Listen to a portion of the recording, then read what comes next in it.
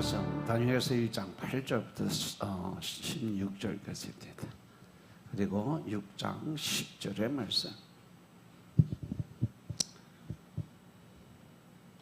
다니엘은 뜻을 정하여 왕의 진미와 그의 마시는 포도주로 자기를 더럽히지 아니하리라 하고 자기를 더럽히지 않게 하기를 환관장에게 구하니 하나님이 다니엘로 환관장에게 은혜와 긍휼을 얻게 하신지라. 환관장이 다니엘에게 이르되 내가 내 주 왕을 두려워하노라. 그가 너희 먹을 것과 너희 마실 것을 지정하셨거늘 너희 얼굴이 초췌하여 동무 소년들만 못한 것을 그로 보시게 할 것이 무엇이냐. 그렇게 되면 너희 까닭에 내 머리가 왕 앞에서 위태하게 되리라 하니라.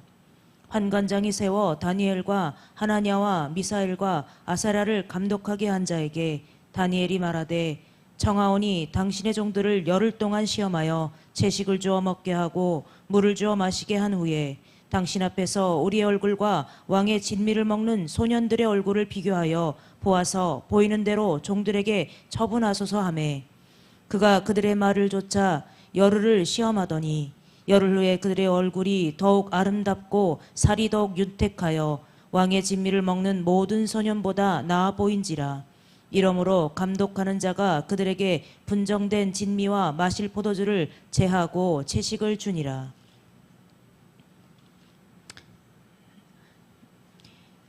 이에 총리들과 방백들이 모여 10절 6장 10절 다니엘이 이 조서에 어인이 찍힌 것을 알고도 자기 집에 돌아가서는 그 방에 예루살렘으로 향하여 열린 창에서 전에 행하던 대로 하루 3번씩 무릎을 꿇고 기도하며 그 하나님께 감사하였더라. 아멘. 할렐루야. 할렐루야. 우리 하나님 참 좋으신 하나님이십니다. 아멘. 이 시간 하나님의 은혜와 평강이 여러분들과 여러분들의 가정과 직장과 사업장 그리고 여러분들 자녀들까지 하나님의 은혜가 흐르고 넘치도록 채워지길 주 이름으로 축원합니다. 아멘. 자, 우리 따라합니다. 나는 예수님 안에서 모든 사람들을 이해하고 용서하고 사랑하겠습니다. 자, 우리 선포의 기도 드립니다. 나사렛 예수 이름으로 명하노니 내 안에 가난의 영, 채무의 영은 떠나갈지어다. 내 앞에 하나님의 축복을 가로막는 모든 악한 영들은 떠나갈지어다. 내 죄로 인해서 나를 떠나갔던 모든 영권, 인권, 물권들의 권세는 속히 회복되어 돌아올지어다. 아멘. 할렐루야. 우리는 가지고 있는 모든 가난의 영, 채무의 영은 떠나간 줄로 믿습니다. 우리의 모든 빚은 다 청산되어지는 줄로 믿습니다. 하나님의 축복을 가로막는 악한 영들이 떠나가고 나를 따라갔던 모든 영권, 인권, 물권의 권세들이 다 회복되어 돌아온 줄로 믿습니다. 아멘. 할렐루야. 이 시간 하나님께 영광을 드리는 귀한 시간 되시길 주 이름으로 축원합니다. 오늘은 다니엘서 1장 8절부터 16절의 말씀을 가지고 새해를 위한 위대한 결단이라는 말씀을 나누겠습니다. 따라합니다. 새해를 위한 위대한 결단. 새해를 위한 위대한 결단. 우리 말씀에 보면 하나님 안에서 성공하는 사람들의 모습을 보면 다 한결같이 한 것이 뭐냐? 마지막에 위대한 결단을 하고 하나님 앞에 무릎을 꿇었다는 거죠. 그것 자체는 내 자아가 죽고 내 안에 계신 성령님의 삶을 살아갈 수 있는 길을 열었다는 거예요. 그것이 바로 갈라디아서 2장 20절의 말씀처럼 예수님이 십자가에 돌아가실 때 이미 나는 죽었고 또 이제 내가 죽고 난 이후에 내 안에 계신 그 성령님 하나님의 방법에 뜻에 따라서 살 수 있다는 거죠. 그래서 우리가 예수님을 믿는 사람들은 더욱더 하나님 안에서 분명하고 확실한 결단의 삶이 필요하다는 거예요. 믿으시면 아멘 합시다. 하나님이 크게 쓰신 사람들은요, 남달리 결단력이 있는 사람들인 것임을 우리가 볼 수가 있어요. 아브라함부터 시작해서 모세와 여호수아, 신약에 와서는 또 이 사도 바울과 같은, 그리고 베드로와 같은 십자가에 거꾸로 매달려서 죽기까지 하나님을, 예수님을 부인하지 않았던 그런 결단력이 있어야 우리는 하나님의 사람으로 쓰임 받을 수 있다는 사실 명심하시기 바랍니다. 이사야서 43장 18절의 말씀처럼 너희는 이전 일을 기억하지 말고 옛적 일을 생각하지 말라고 그랬어요. 과거의 생각에, 내가 과거에 어떻게 살았던, 과거에 내가 어떠한 모습이었고 내가 어떤 말을 하고 살았는지 그것에 대해서 너희들은 묶이지 마라. 그 생각에 붙잡히지 마라. 왜냐하면 이제 내가 새로운 일을 행할 거야. 무엇을 위해서? 바로 너희들을 위해서, 너희들의 삶을 위해서. 또 하나님께서는요, 모든 하나님이 하신 일은 무엇을 위해서 하신다? 하나님의 영광을 위해서 하시는 거예요. 즉 우리를 변화시키고 바꾸고 또 우리가 하나님의 영광을 위해서 일을 할 수 있고 결단을 할 수 있는 가장 기본적인 조건이 뭐냐? 바로 그 하나님의 영광을 위해서, 하나님께 드리는 경배의 삶을 살기 위해서, 하나님을 경외하는 마음을 갖고 살기 위해서 하나님이 일을 하시겠다는 거예요. 아멘. 그래서 이사야 43장 21절에 하나님이 우리를 이 땅에 보내신 가장 큰 목적의 말씀을 주세요. 이 백성은 내가 나를 위해서 지었다라고 그랬어요. 우리가 지음받은 가장 큰 첫 번째 목적이 뭐냐? 나의 찬성을 부르게 하려 하심이니라.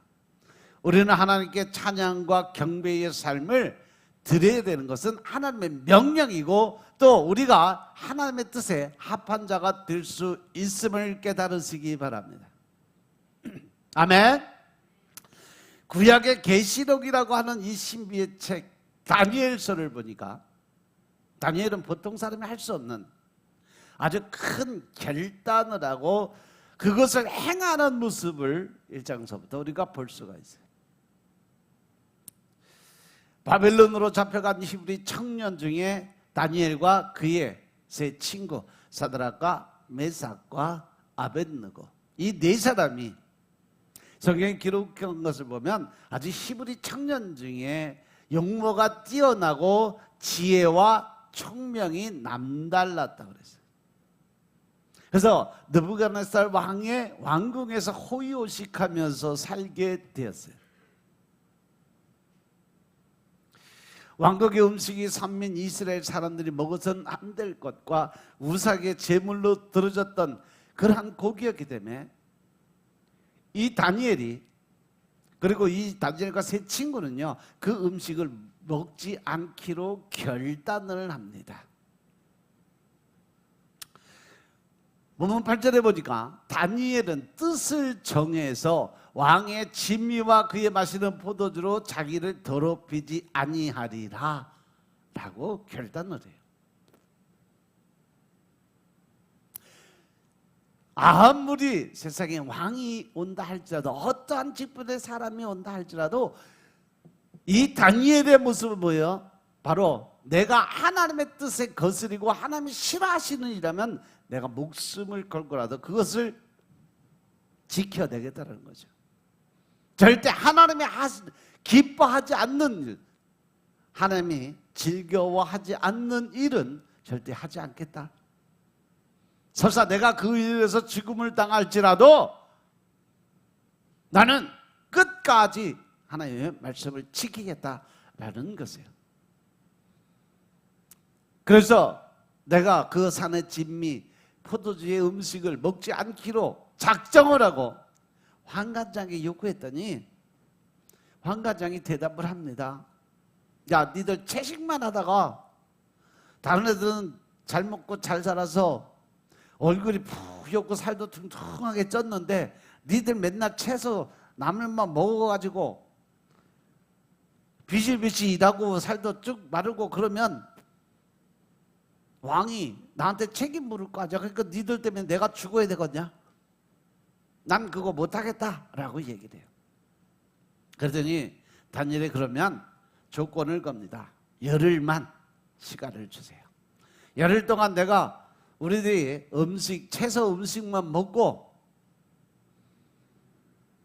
또 그들은 산의 진미의 음식을 먹고 누가 더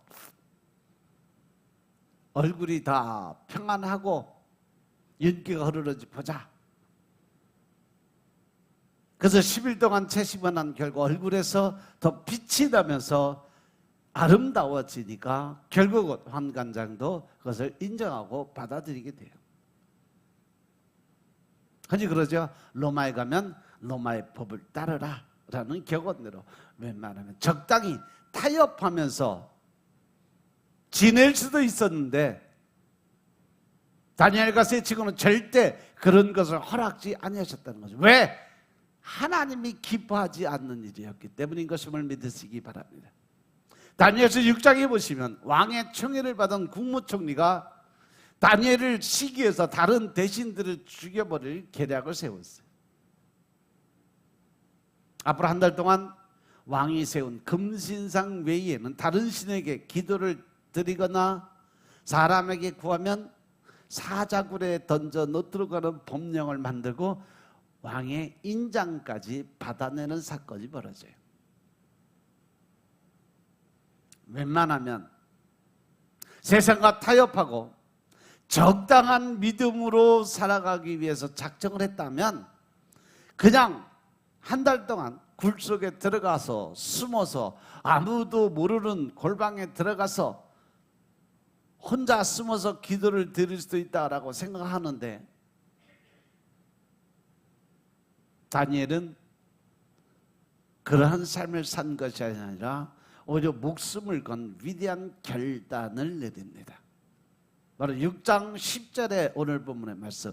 다니엘이 이 조서에 어인이 찍힌 것을 알고도 자기 집에 돌아가서는 그 방에 예루살렘으로 향해서 열린 창에서 전에 행하던 대로 할렐루야.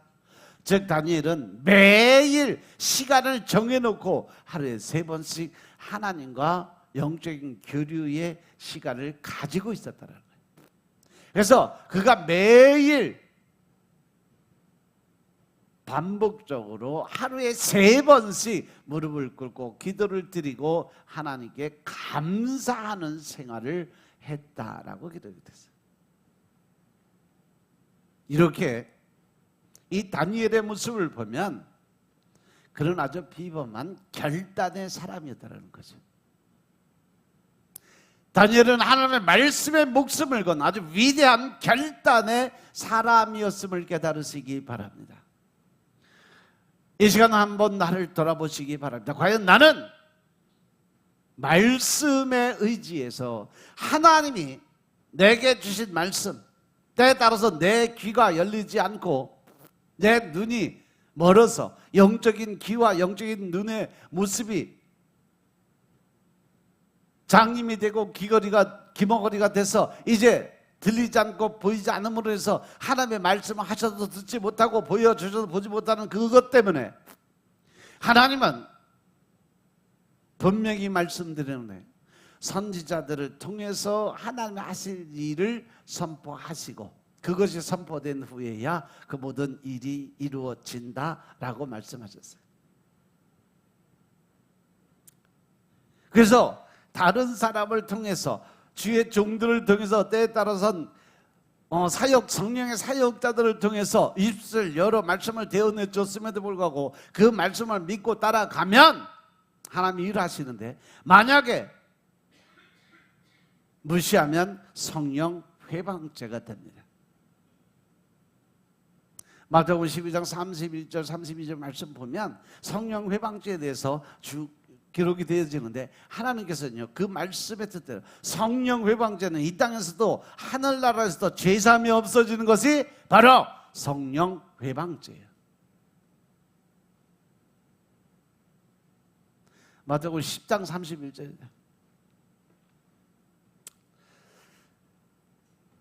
결국 다니엘은 사자 굴에 던져졌지만 사자들이 잡아먹지 못하고 다시 살아나왔고, 실상을 파악한 왕은 흉계를 끄면 신하들과 가족들을 사자굴에 집어넣었는데 그들이 땅에 닿기도 전에 사자들이 움켜잡고 뼈까지 다 깨뜨려 먹었다고 기록이 되어 있음을 깨달으시기 바랍니다.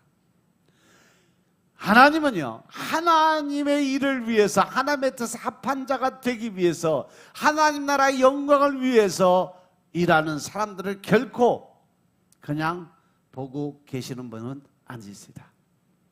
우리가 온전한 믿음으로 또 하나님의 명령 안에서 순종의 삶을 살아갈 때 하나님은 끝까지 내가 영원히 너와 함께 하리라. 마태복음 10장 28절 말씀처럼 하나님은 늘 우리와 동행하시고 책임져 주시고 또 우리를 가장 높은 곳에 세워주시는 하나님이심을 믿으시기 바랍니다. 아멘.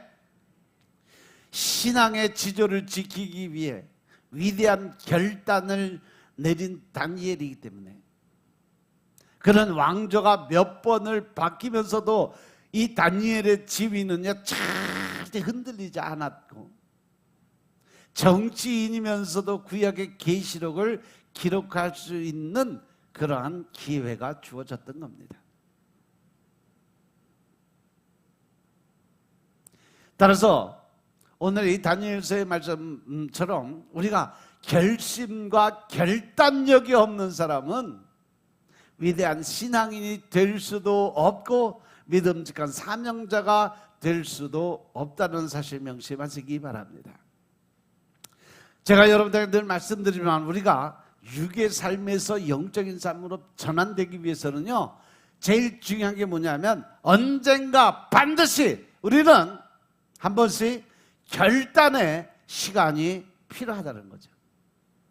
육의 삶을 포기하고 영적인 삶을 살기 위해서 우리가 반드시 거쳐야 될 것은 바로 나의 결단력이라는 것임을 깨달으시기 바랍니다. 내가 어떠한 삶을 살아가든지 어떠한 모습 안에서 있었든지 우리가 과거의 어떤 삶은 다 이제 버려버리고 지금 이 순간 하나님의 뜻에 합한 자가 될 수 있는 결단이 반드시 필요한 것이 신앙생활이고 믿음생활인 것임을 믿으시기 바랍니다. 남달리 성공한 사람은요 남다르게 특별한 결단을 하고 결심을 한 사람인 것임을 깨달으시기 바랍니다. 이제 내일 우리는 한 해를 보내고 새로운 회개년도를 맞이하는 이 삶 속에 늘 연초에 연말에 결단하고 또 결심을 하는 그러한 시간들을 거쳐가요. 그런데 과연 나는 어떠한 결심과 결단을 했을까? 그리고 그것을 지키기 위해서 나는 어떠한 생활을 했는지 돌아보시기 바랍니다. 벌써 25년도도 6월달이요. 인생의 반이 또 지나갑니다. 한 해의 중간 지점에 돌아와서 이제 여러분들이 연말에 하나님과 소원하고 약속한 부분들 그리고 새해 결단하고 결심했던 그 모든 일들이 과연 내가 얼마만큼 지금 실행하고 얼마나 지키고 얼마나 하나님의 뜻에 합한 자가 되기 위해서 열심을 하고 노력을 하는 삶을 살고 있는지 돌아보시기 바랍니다. 하나님께서는 늘 하나님의 방법, 하나님의 뜻대로 일을 하신다는 사실 명심하시기 바랍니다. 그래서 우리가 모든 결심과 결단도 바로 하나님의 뜻에 합한 자, 하나님의 의를 드러내기 위해서 하늘나라와 또 그의 나라와 그의 영을 위해서 우리가 늘 살아가야 될 줄로 깨달으시기 바랍니다. 그러기 위해서는요 우리가 하나님 앞에 서기 위한 방법의 결심과 결단의 시간은요 절대 망설이고 머뭇거리기만 하는 그런 사람은요, 어떠한 일도 이룰 수 없다는 사실 명심하시기 바랍니다. 하나님의 사랑도 축복도 성공도 기대하지 마시기 바랍니다. 엘리야가 바알신과 450대 1로 싸울 때 이스라엘 백성들이 둘 사이에서 결정을 못 내리고 우물쭈물하는 사건이 있어서 열왕기상 18장에 보면 너희는 어느 때까지 두 사이에서 머뭇머뭇하려냐고 엘리야가 책망을 하는 장면이 나와요. 모세의 뒤를 이어서 이스라엘의 지도자가 된 여호수아는요, 여호수아서 24장 15절에 보면 너희는 누구를 믿을 건지 섬길 자를 택하라고 그랬어요. 그러면서 결단을 합니다. 오직 나와 내 집은 여호와를 섬기겠다는 고백을 합니다. 과연 나는 어떠한 모습일까? 우리 경제가, 사회가, 문화가 점점 힘들어지고 있습니다. 환경이 어렵고 경제가 어려울수록 하나님께서 우리에게 원하시는 삶은 다른 거 없습니다. 믿는 자들이 깨어 기도 드리고 하늘의 보좌를 움직일 수 있는 그러한 믿음의 기도를 드려서 이 나라 민족을 구할 수 있는 삶이 바로 하나님께서 우리에게 요구하시는 삶인 것임을 깨달으시기 바랍니다. 육신이 편안하고 안일할 때가 신앙과 믿음에는요 가장 큰 위기가 돼요. 그래서 힘들고 어려울 때 나와서 엎드려 기도 드려서 하나님이 복을 주시면 그것을 받고 육신이 편안하고 안일한 그러한 삶을 살아가게 만들어지니까 그 다음에 하나님을 또 떠나는 역사가 반복이 되는 거예요. 구약의 출애굽기에 보시면 이스라엘 백성들이 살아가는 모습이 다 똑같아요. 죄악 속에 빠져 살아가는 사람 구해줘서 평안함을 줬더니 힘들고 어려울 때는 기도드려서 하나님의 마음을 아프게 하셔서 그들을 구해주면 그들은 또 평안한 삶을 살다가 우상을 섬기고 하나님을 떠나가 그 사람한테 매맞으면 또다시 돌아와 무릎 꿇어. 이것이 계속 반복되는 것이 이스라엘의 역사였어요. 그런데 그 모습이 지금 우리들에게도 똑같이 반복적으로 이루어지고 있다는 사실 명심하시기 바랍니다. 그래서 최소한 우리가 25년도 올해는 여러분들이 가장 큰 축복의 주인공들이 되시길 주의 이름으로 축원합니다. 하나님께서 올해 우리에게 주신 말씀도 그거잖아요. 너희는 하나님과 화목하고 평안하라. 그리하면 복이 내게 임하겠다. 하나님과 화목하고 친해질 수 있는 방법은 우리가 늘 말씀 안에 들어가야 되고 그 말씀을 통해서 변화된 삶을 살아야 되고 또 하나님의 뜻, 하나님의 방법에 맞춰서 내가 변화되어야 된다는 사실 명심하시기 바랍니다. 그래서 우리가 이런 복된 삶을 살기 위해서 해야 될 첫 번째 조건이 뭐냐? 죄의 습관을 끊어버리는 결단이 반드시 필요하다. 죄의 습관을 끊어버리는 결단. 그 사람의 습관이 그 사람의 운명을 좌우해요. 한 사람의 나쁜 습관 때문에 온 가정 식구가 불행해지는 것을 많이 볼 수가 있어요. 때에 따라서 저는요, 하나님의 사람이, 하나님의 일을 해야 될 사람이, 하나님의 명령에 따라 순종해야 될 사람이 자기 뜻과 자기 의를 가지고 자기 생각대로 살아가면 하나님은요 그 사람이 회사 다니는 것은 회사를 망하게 만들어요. 어느 단체에 포함이 돼서 그 단체에 그 모든 일을 중지시켜버려요. 그 정도까지 하나님은요, 하나님의 계획과 하나님의 뜻을 위해서는요, 절대적 세상의 어떤 관점을 절대 바라보지 않으시는, 오직 하나님의 관점으로, 하나님의 결단으로 모든 일을 행하시는 하나님이심을 믿으시기 바랍니다. 습관은 제2의 찬성이에요. 제1의 찬성을 완전히 파괴한다라고 이야기를 했어요. 따라서 에베소 4장 22절부터 24절에 보니까 너희는 유혹의 욕심에 따라 썩어져 가는 구습을 쫓는 옛 사람을 벗어버려라 라고 말씀하세요. 믿으시면 아멘 합시다. 너희는 유혹의 욕심에 따라, 즉 세상의 눈을 바라보고 세상 사람들과 합하고 또 적당히 타협하는 이러한 삶을 세상의 유혹에 따라가는 욕심의 삶이에요. 그것은 바로 과거의 내 삶을 버리지 못했다는 거죠. 그래서 그 구습을 쫓아가는 옛사람을 벗어버리라. 그리고 나서 그 결단을 통해서 너희는 심령으로 새롭게 변화된 삶을 살아라. 그렇게 돼야 하나님에 따라 의와 진리의 거룩함으로 지으심을 받은 새 사람이 될 수 있다라는 사실 명심하시기 바랍니다.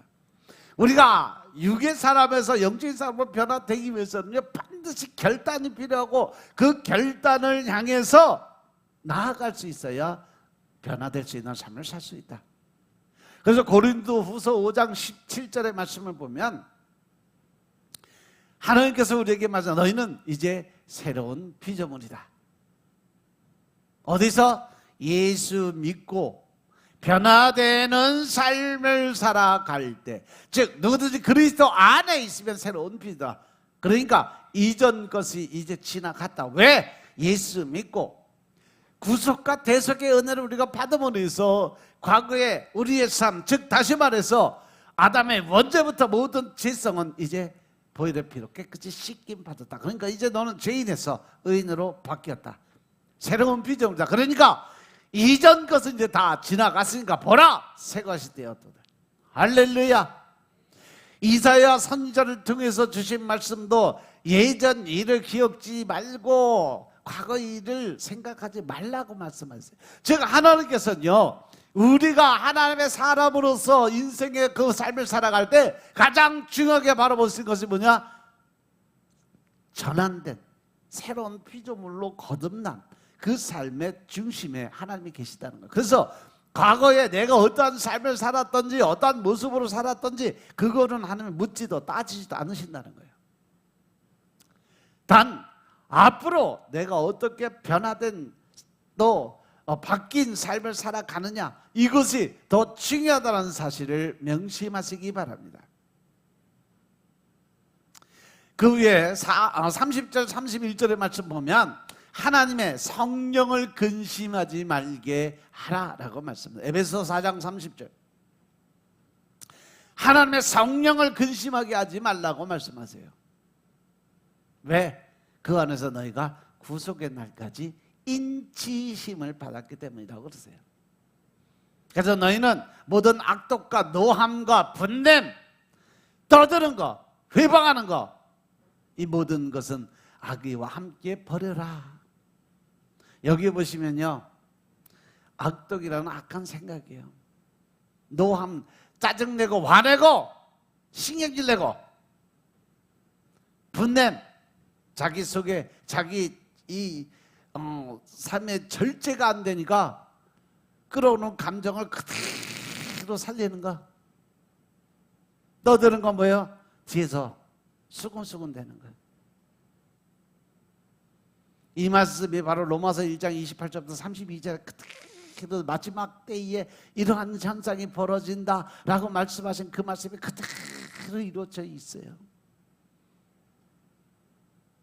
그래서 서로 인자하게 하며 불쌍히 여기며 서로 용납하기를 하나님이 그리스도 안에서 너희를 용서하심과 같이 하라.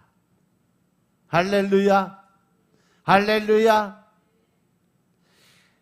바로 서로 인자하게 하고 불쌍히 여기고 용서하기를 하나님이 그리스도 안에서, 즉 다시 말해서 누굴 닮아가라? 예수님을 닮는 삶을 살아라. 예수 그리스도의 도를 따라가는 삶을 살아라 라고 명령하고 계심을 깨달으시기 바랍니다. 사도 바울은 그리스도의 몸을 세우기 위해서 이웃을 향한 실제적 권면을 제시했습니다.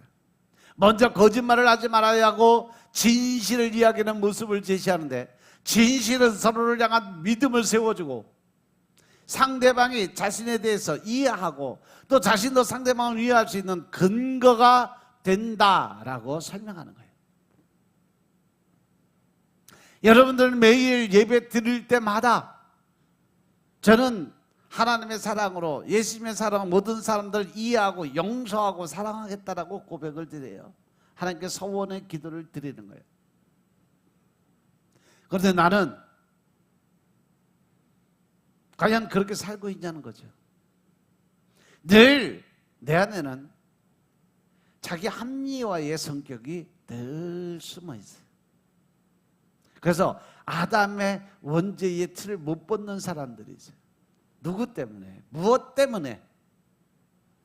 늘 자기 합리화의 그 성품을 가지면요, 자기 죄성은 절대 인정 안 해요.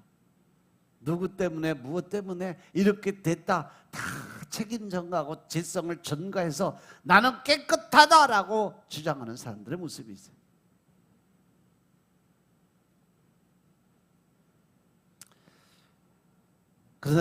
그런데 우리가 하나님 앞에서 진실할 수밖에 없는 것은, 하나님은 우리의 모든 것을 아시고 계시는 분이다. 하나님이 말씀하신 대로 우리의 머리카락까지도 세어 헤아림 바 되신 하나님이심을 믿으시기 바랍니다. 따라서 성도가 하나님 앞에서 자신의 죄를 정직하게 고백하는 것이 하나님과의 관계의 시작이 된다는 사실 명심하시기 바랍니다. 이것은 바로 우리가 매일 말씀을 먹고 기도를 드리면서 하나님과 영적인 관계가 회복이 이루어졌을 때 이루어질 수 있는 사건이에요. 그래서 우리가 매일 육신의 삶을 위해서 하루 3끼씩 밥을 먹는 것처럼 영을 살리기 위해서는 영적인 양식을 먹어야 된다. 그것이 뭐다? 말씀이다.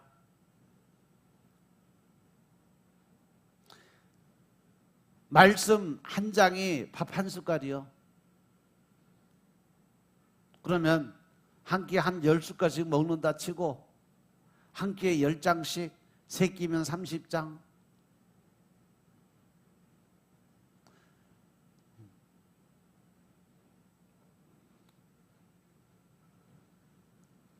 요즘에 근데 말씀 그릇들이 너무 많이 비고 있어 지금. 그러니까 사단이 계속 육신을 치지요, 정신을 치지요, 삶의 모든 일이 꼬이게 만들죠. 그러니까 혈기, 분노, 짜증이 점점 커지죠. 내가 사단에 잡히는 그 순간부터 나는 하나님과 관계가 멀어지고 있다는 사실 명심하시기 바랍니다. 믿으시면 아멘 합시다. 믿으시면 아멘 합시다. 또한 이웃의 실수와 죄에 대해서 분노의 감정을 가질 수는 있지만 그 감정을 지혜롭게 다스리고 더 나아가서 하루가 지나지 않고 그 바른 관계를 유지하는 모습으로 살아라 하는 하나님의 말씀을 생각하고 늘 명심하는 여러분들의 삶이 되시길 주님으로 축원합니다. 이는 성도가 매일 복음으로 하나님과의 관계를 바르게 세워나가는 것처럼 이웃과의 관계도 복음으로 세워야 함을 보여주고, 이것이 사단의 유혹으로 죄의 지을 틈을 주지 않는 것임을 말씀하고 계시는 것임을 믿으시기 바랍니다.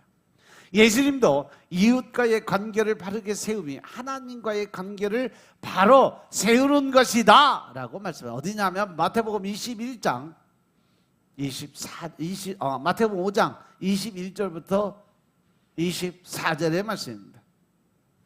마태복음 5장 21절부터 24절 말씀.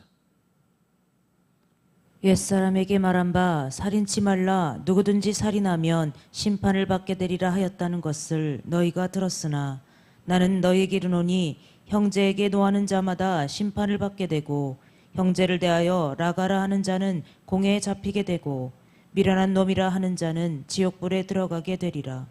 그러므로 예물을 제단에 드리다가 거기서 내 형제에게 원망 들을 만한 일이 있는 줄 생각나거든 예물을 제단 앞에 두고 먼저 가서 형제와 화목하고 그 후에 와서 예물을 드리라. 아멘. 할렐루야. 하나님이 기뻐하는 예물에 관한 말씀입니다. 그것은 점이나 흠이 없는 완전한 온전한 예물을 받으시겠다는 거죠. 그래서 우리가 설사 마음속에 악한 마음, 분한 마음, 억울한 마음 때에 따라서는 상대방에 대한 미움이나 증오의 마음을 가지고 있다면 먼저 가서 그들과 화해를 하고 관계 회복을 하고 하나님께 예물을 드려라. 그것이 온전하게 드려지는 예물이다. 인간관계, 이 수평적인 관계에서 그 관계가 온전하지 못하는데 어떻게 하나님과 나와의 관계가 형성이 될 수 있겠냐는 거죠. 그래서 우리는 늘 먼저 인간적인 관계 안에서 서로 관계 회복이 이루어져야 되고 그리고 하나님과의 관계가 이루어져야 예수님의 십자가의 본질적 모습이 이루어질 수 있다는 사실을 명심하시기 바랍니다. 그리고 사도 요한도 동일하게 하나님 사랑과 이웃 사랑을 동일한 것으로 제시를 해주고 있습니다. 요한일서 4장 20절 보면 누구든지 하나님을 사랑하노라 하고 그 형제를 미워하면 거짓말하는 자다. 할렐루야. 할렐루야. 왜냐하면 그 형제를 사랑하지 아니하는 자는 보지 못하는 바 하나님을 사랑할 수 없느니라. 할렐루야. 눈에 보이는 것도 눈에 보이는 사람도 이해하지 못하고 용서하지 못하고 사랑하지 못하면서 어떻게 보이지 않는 하나님을 사랑할 수 있다고 말을 할 수 있겠냐는 거예요. 그래서 예수님은 가장 큰 계명이 무엇이냐고 묻는 율법사에게 내 마음을 다하고 목숨을 다하고 뜻을 다해서 주 너의 하나님을 사랑하라. 마태복음 22장 37절 말씀. 이것이 바로 첫째 되는 계명이고 둘째도 이와 같으니 내 이웃을 내 몸과 같이 사랑하라 하셨어요. 이것이 온 율법과 선지자의 강령이다. 강한 명령으로 주어진 말씀이다라고 선포하셨죠. 우리가 하나님과의 관계를 세우기에 힘쓰는 사람들은요, 자연스럽게 사람과의 관계를 세우기 위해서 힘을 써야 된다. 하나님과의 나와의 영적인 관계가 회복되기 위해서는요, 인간적인 관계에서 서로 미움이나 다툼이나 시기나 질투나 이러한 마음들이 없어져야 돼요. 그 안에는 이해와 용서와 사랑의 마음을 가져야 하나님과의 관계가 회복될 수 있다는 사실을 명심하시기 바랍니다. 이는 하나님 앞에서 자기의 모습을 알기 때문이고 그 무엇으로도 갚을 수 없는 그리스도의 보혈로 속죄함을 입었음을 알기 때문에 그렇습니다. 오늘 말씀에서 제시하는 수많은 명령과 지켜야 될 내용들은 인간의 노력과 스스로 힘으로 지킬 수 있는 것은 아니에요. 하나님의 말씀, 하나님의 명령은요, 오직 주님의 영이 내 안에 들어와서 하나님과 나와의 관계가 회복되었을 때 은혜 안에 들어가야만 해결될 수 있는 문제가 죄의 문제인 것임을 깨달으시기 바랍니다.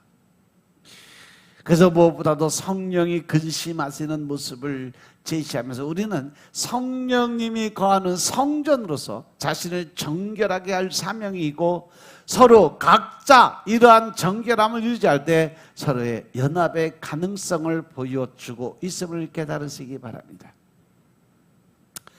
우리 각자가 주님과의 관계에서 올바른 모습으로 설 수 있는 힘이 서로의 연합이고 서로의 거룩한 그 삶의 모습을 이루는 데서 가장 중요한 사실을 가지고 있다는 걸 명심하시기 바랍니다.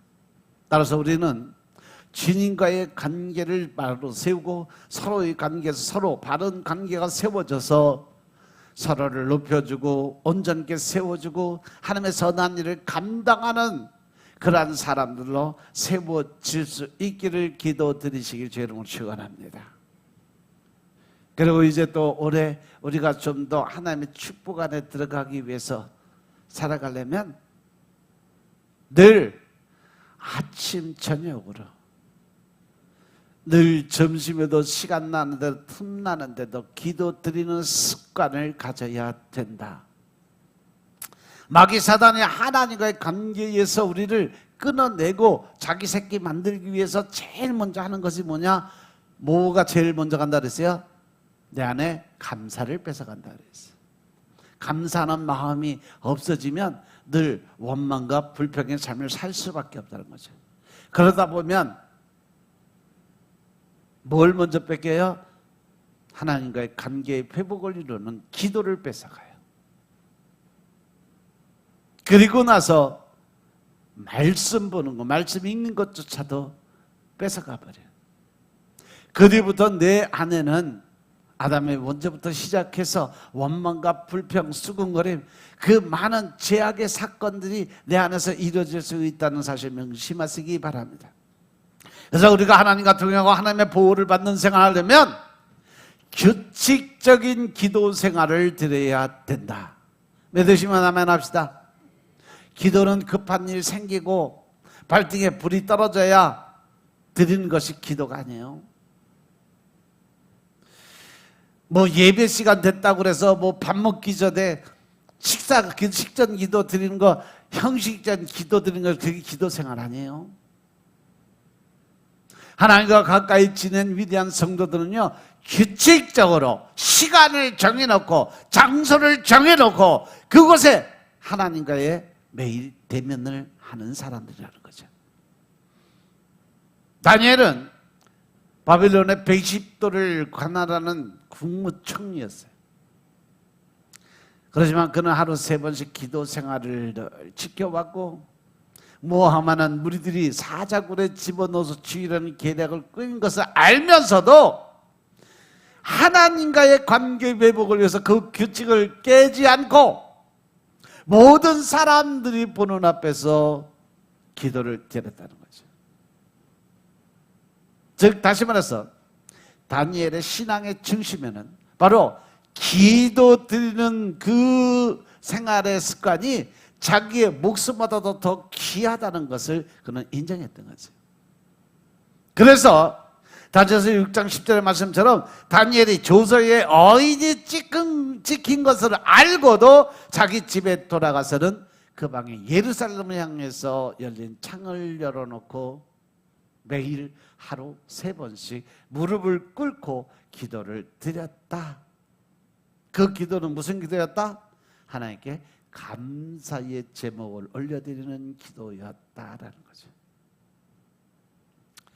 원수 마귀의 세력을 이기고 왕조가 몇 번 바뀌어도 계속 국무총리 자리를 지켰고 세상 끝날까지 되어질 하늘의 계시를 받은 그 다니엘의 모습의 기본에는요, 바로 흔들리지 않고 자라나 우러나 치우치지 않고 세상 바라보지 않냐고 사람들과 타협하지 않냐고 오직 예수, 오직 한 길을 걸어갔던 다니엘의 본질적인 모습이 있었기 때문에 하나님께서 그에게 엄청난 미래에 되어질 일들에 대해서 설명을 해줬던 거죠.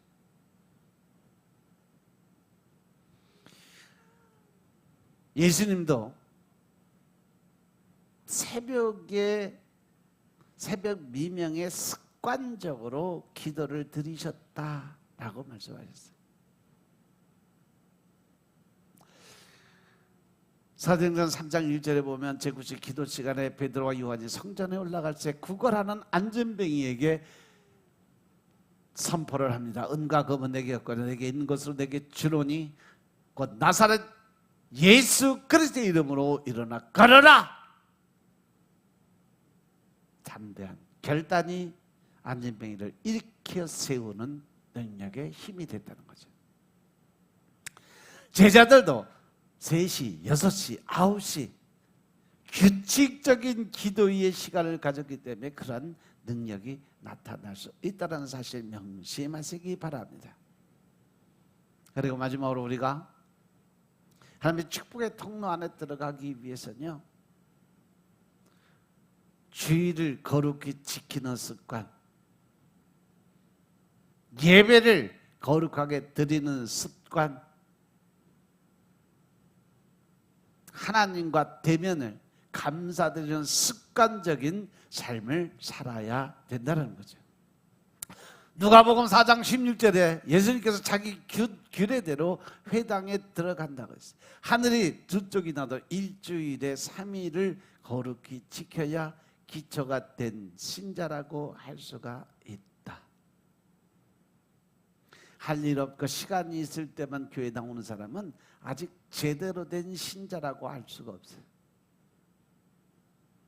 창세기 보면요, 주일은 태초로부터 우리에게 은혜와 복을 주시려고 거룩하게 구별하신 날이에요. 이사야서 58장 13절의 말씀 보시면 이날은 놀러 다니지도 말고 사사로운 말도 하지 말고, 이사야서 58장 13절, 만일 안식일에 네 발을 금하고 성일에 오락을 행치 않고 안식일을 걸어 즐거운 날이라, 즉 거룩한 날, 존귀한 날, 즐거운 날로 지키면 하나님이 주시는 평안함과 즐거움을 누리고 모든 사람들 앞에 높여주시고 부욕해 해 주시겠다.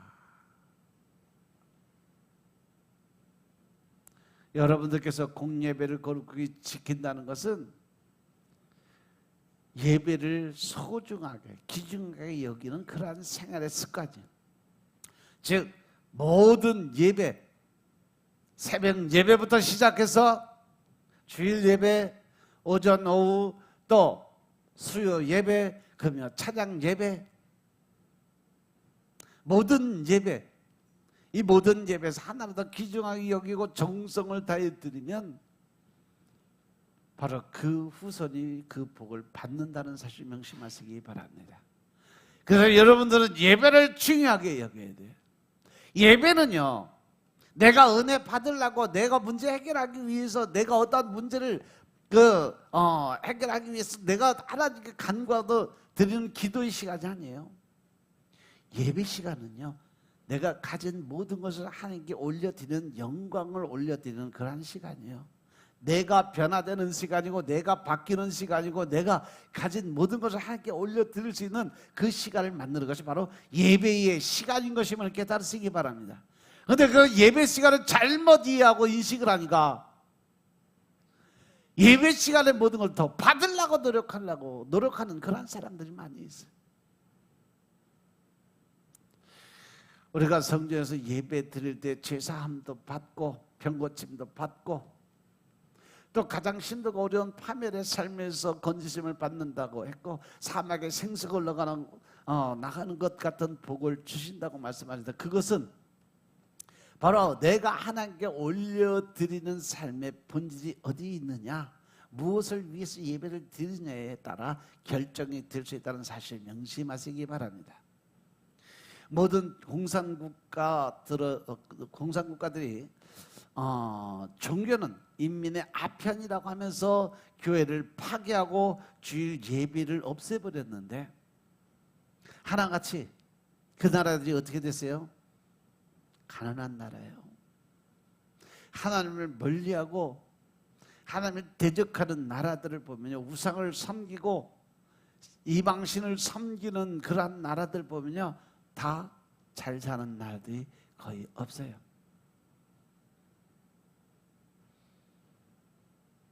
흔하게 독일도 보면요, 공산권이 들어가면서 주일 예배를 없애서 한동안 완전히 망한 나라가 됐었어요. 우리가 자식들한테 돈 버는 법은 못 가르쳤어도 인류 대학은 못 가게 했지라도 예수 안에서 하나님에서 주일 성수하고 예배를 귀중하게 여기는 생각과 습관을 길러주면 여러분 근심 걱정 안 해도 돼요. 왜? 그 새끼 누가 책임진다? 하나님이 책임져 주시기 때문인 것임을 믿으시기 바랍니다. 아멘. 그래서 하나님의 것, 하나님 것과 내 것을 구별할 수 있는 삶, 그것의 가장 기본이 뭐냐? 11조예요. 11조를 거룩히 구별드리는 습관을 가져야 된다. 규칙적으로 반드시 실천해야 될 생활의 법칙은 바로 11조의 생활. 성경이 살아계신 하나님의 약속의 말씀을 믿고 만물을 창조하시고 복의 근원이 되신다는 것을 믿는다면 무슨 일이 있어도 모든 수입의 10분의 1은 정확하게 구별해 드리는 것을 습관처럼 해야 된다. 근데 이 11조 계산하는 것도요, 직장 생활하시면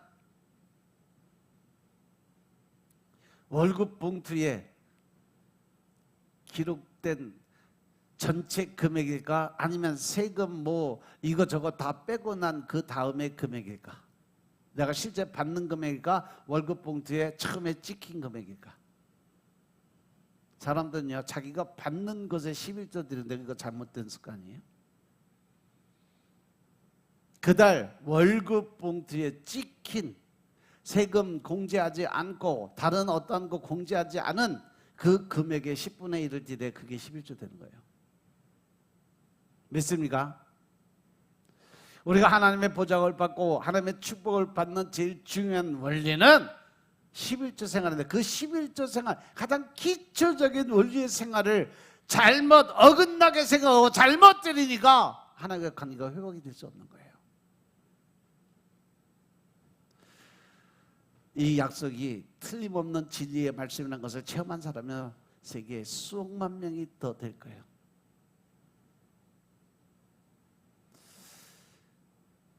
이 대전 생교회 여러분들도 이러한 축복의 통로가 활짝 열리시길 주님으로 축원합니다.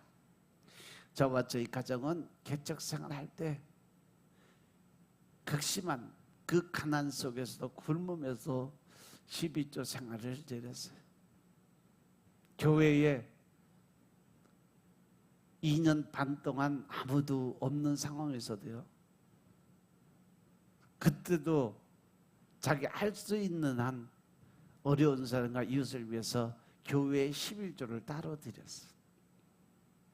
아무것도 없는데도, 먹을 것이 없어도. 그래서 이 원칙만 잘 지키면 하나님의 보호를 받는 것도, 영육간의 축복을 받는 것도 틀림없이 보장을 받는다는 사실 명심하시기 바랍니다. 그래서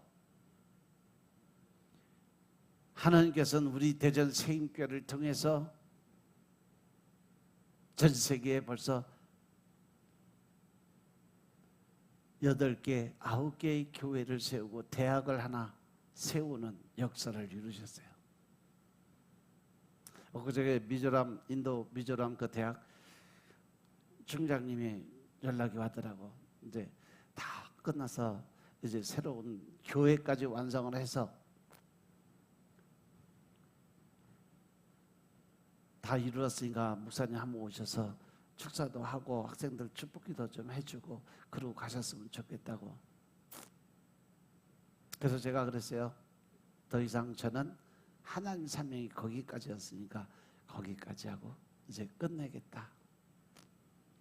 그리고 이제는 그 모든 거 하나님께 드렸으니까 당신들이 알아서 그 교회의 모든 것 책임져라. 나는 더 이상 관여하지 않겠다 하고 끊었어요.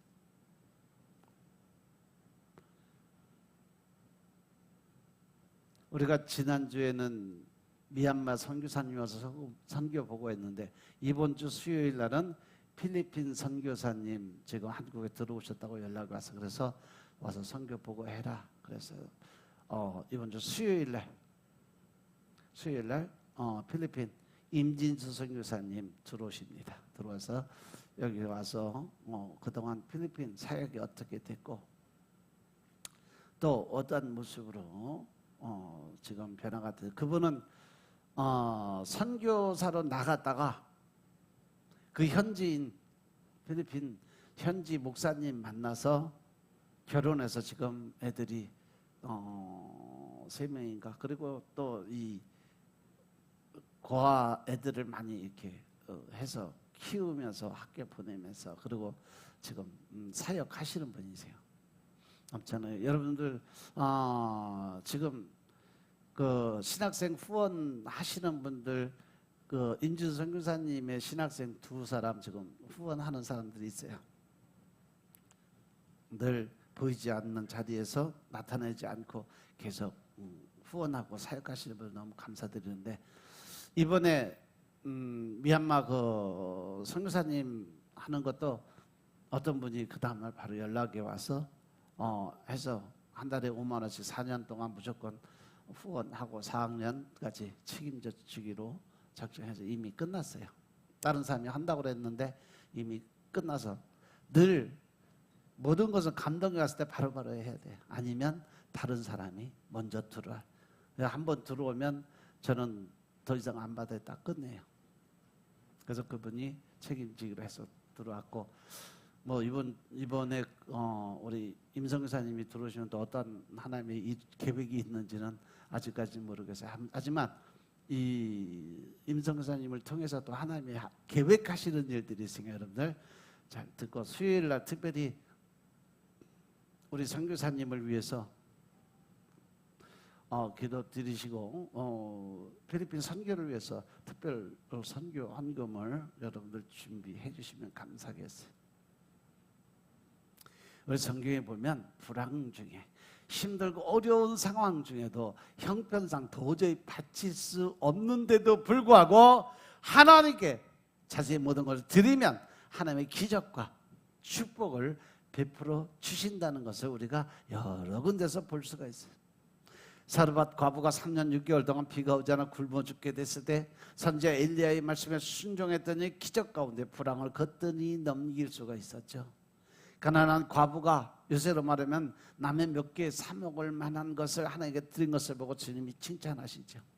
경제가 어려울수록 우리는 하나님의 말씀에 순종하고 특별히 하나님 것과 내 것을 구별할 수 있는 11조 생활을 철저하게 지키시기 바랍니다.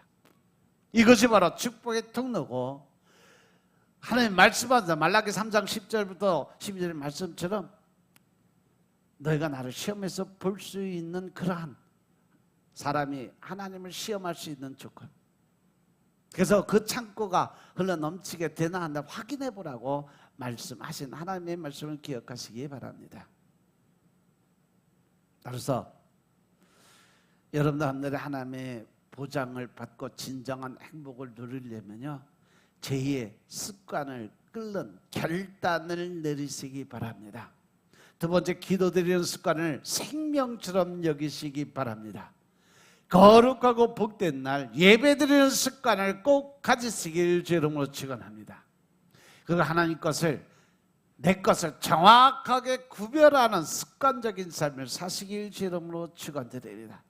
그러면 어떠한 불황이, 어떠한 어려운 일이, 어떠한 환난이 다가온다 할지라도 여러분 걱정 안 하셔도 돼요.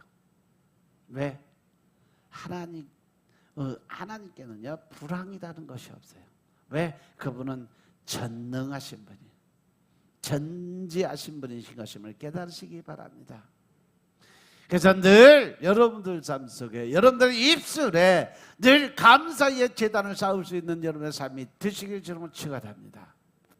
이제 마지막 6개월 남은 그 기간 동안 어느 때보다도 영적인 승리를 거둘 수 있는 그러한 시간들을 만드시고 가장 축복의 통로를 열 수 있는 여러분의 삶이 되시길 주 이름으로 축원합니다.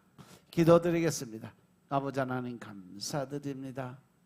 오늘도 우리가 믿음 안에서 하나님 나라의 삶을 살게 하시니 감사합니다. 늘 신령과 진정의 마음으로 하나님의 뜻을 세워가는 제 영적인 군사의 역할을 감당하게 하시니 감사합니다.